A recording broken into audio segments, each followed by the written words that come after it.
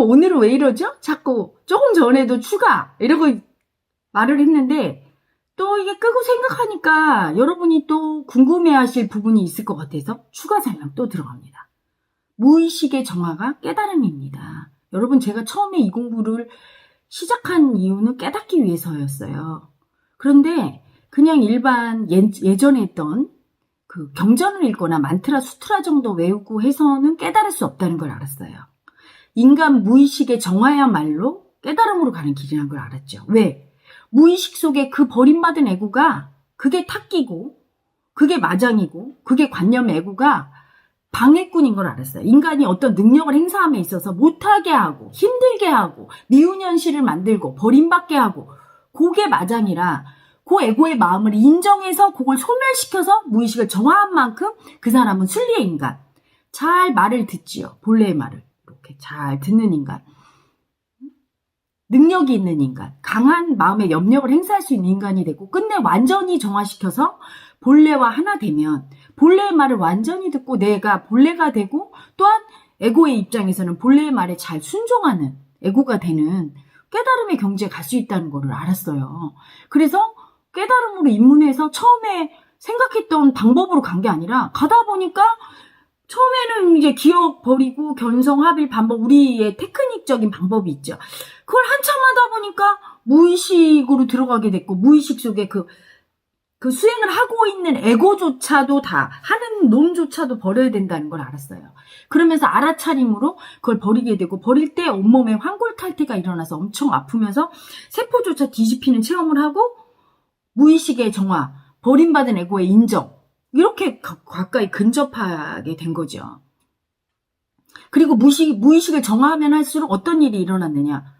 제 이 잠재의식이 말을 잘 듣는 거예요. 본래의 말을. 그래서 제가 무엇을 하고자 할 때 그게 본래인 거예요. 그 뜻이. 그 뜻에 잘 순종하고 그 뜻을 잘 펼치고 제 몸도 순응을 해서 저도 사실은 몸이 굉장히 아팠던 사람이거든요. 간경화와 여러 가지 병들이 있었고 몸무게가 163cm에 38kg 이렇게 나갔으니까 얼마나 체력도 약하고 그리고 심장에 부정맥도 있었고 협심증도 있었고 하지 정맥류 막 온몸이 그랬어요. 근데 그런 제 몸이 회복이 되고 제 몸을 아프게 하는 게 본래의 뜻일까요? 제 몸을 건강하게 하는 게 본래의 뜻일까요? 건강하게 하는 거죠. 그런데 에고가 아프게 했던 거죠, 저를. 그런데 이제 본래에 순종하는 사람이 무의식이 정화가 돼서 순종하는 사람이 됨에 따라 몸이 건강해지고 순례 인간이 점차 돼갔어요. 그래서 깨달음으로 가는 현대인에게 가장 적합한 방편으로 무의식의 정화를 하고 있고 무의식의 정화를 하는데 혼자 알아차리기 힘들고 혼자 청산하기 힘든 빙의에고 즉 관념체죠. 우리가 얘기하는 이런 관념체들의 엄마 역할을 해서 그들을 기꺼이 안아주고 품어줘서 청산시키고 그들로부터 편안하게 소멸시켜서 그들로부터 노연하게 하는 역할을 헤라 엄마라는 별칭이 드는 그런 역할을 하고 하게 된 겁니다. 사실은. 그래서 무의식의 정화를 통한 깨달음으로 사람들을 인도하고 있고 무의식이 정화되면 될수록 무의식 속의 능력이 커지는 인간이에요. 현실의 어떤 무엇을 잘한다기보다 염력이라고 하죠. 마음의 힘, 정신력이 커지는 거예요. 내가 어떤 마음을 먹었을 때 온 우주의 무의식이 다 감응을 하고 반응을 하고 잠재의식이 반응을 해서 쉽게 내 말을 들어주고 그 능력이 사실은 그 사람의 도력이죠. 무의식이 정화된 만큼 그 능력이 나오고 그건 정신의 힘이에요. 마음의 힘.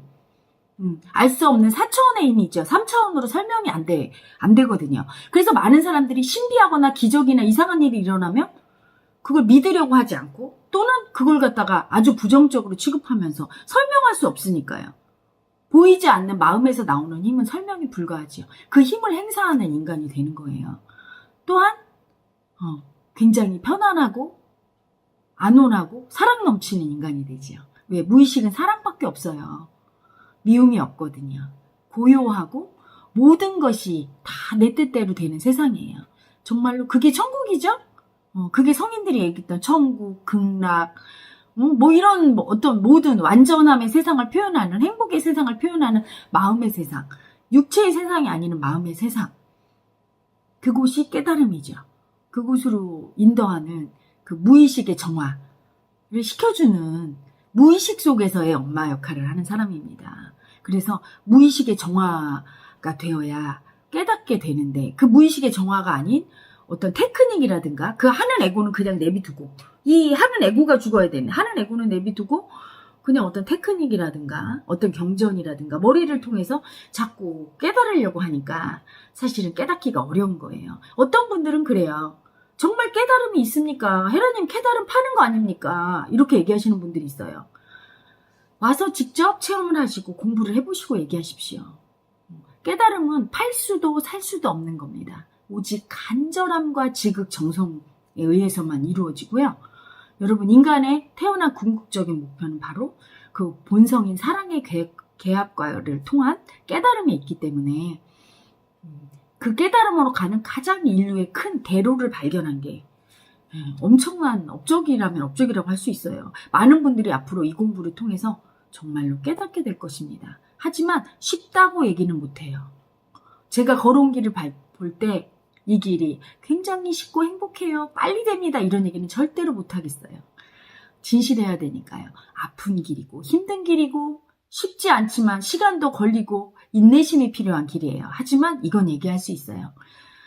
제가 해본 것 중에 가장 아름다운 길이고 힘들지만 가장 편안해지는 길이고 고통스럽고 낮아지고 열등해지지만 그래서 아프고 비참하지만 가장 위대한 길이고 가장 많은 사람에게 도움 주고 자기 자신도 행복해지는 길이고 끝내 인류를 구원할 수 있는 길이고 나라는 작은 개체가 인류의 구원에 세상의 구원에 동참할 수 있는 위대한 길임을 확실하게 말씀드릴 수 있습니다. 인류는 깨어나야 됩니다. 이 허상인 세상, 마음으로 무의식으로 창조한 이 세상이 진짜인 줄 알고 여기서 고통 겪는 인류는 이 고통의 근원인 고통을 만들어내는 허상인 고통을 만들어내는 실상의 세상으로 들어가야 돼요. 마음의 세상, 신비의 세상으로 들어가야 됩니다.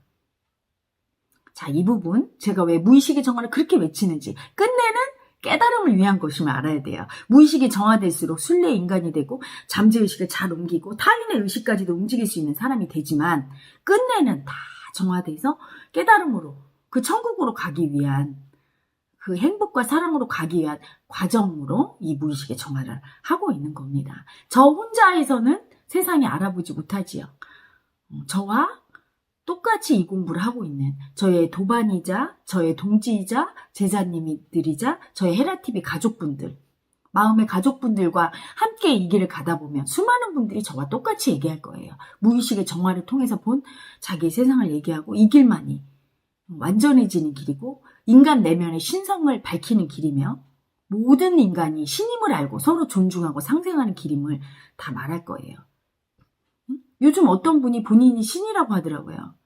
맞죠. 그렇지만 본인만 신이 아닙니다. 모든 인간의 내면에는 신성이 있고 그 신성으로 회개하는 길만이 앞으로 새로운 지구별이 안전하게 탄생할 수 있는 길이며 우리 모두 살아남을 수 있는 길이에요. 이런 신종 코로나나 앞으로 오게 될 모든 수많은 전염병과 더 혹독한 역경, 환경 파괴나 자연 재해들로부터 살아남을 수 있는 유일한 길이 자기 내면의 신성을 회복할 수 있는 길임을 아셔야 됩니다. 그래서 제가 외치고 있는 거예요. 같이 갑시다. 내면의 신성을 찾아서 내면에 우리의 본래가 우리를 부르고 있고 그 본래 안에서 우리 모두 하나인 걸 자각하게 될 때 인류는 깨어나게 되고 인류의 의식은 그 차원이 상승하게 되면서 지구별의 에너지도 변할 거예요. 여러분, 저와 함께 깨달음으로 그 사랑의 세상으로 가보지 않으시렵니까? 자, 이상은 또 추가 설명이었습니다.